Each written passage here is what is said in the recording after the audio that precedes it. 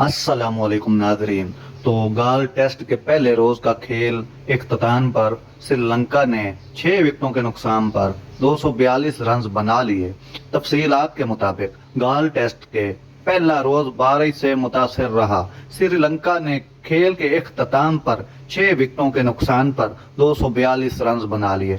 धनंजय सिल्वा 94 run के साथ crease पर मौजूद हैं। इब्तदाई 4 विकेटें 54 रन पर गिरने के बाद मैथ्यूज और धनंजय सिल्वा ने 131 रन की शानदार शिराकत बनाकर टीम को सहारा दिया। एंजेलो मैथ्यूज ने 64 रन की जिम्मेदार इनिंग्स खेली। इन्हें अबरार अमन ने पवेलियन की राह दिखाई।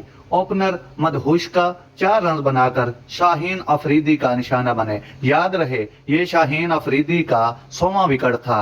26 टेस्ट मैचों में शाहीन अफरीदी ने 100 विकेट मुकम्मल कर लिए, जो कि इससे पहले इतनी उम्र में वसीम अकरम या वकार यूनिस ने हासिल किए थे। तो ये कम उम्र खिलाड़ी होने के 100 विकेट हासिल करने वाले पाकिस्तान के तीसरे बॉलर बने। तो करुणा रत्ने 29 रन बनाकर आउट हुए।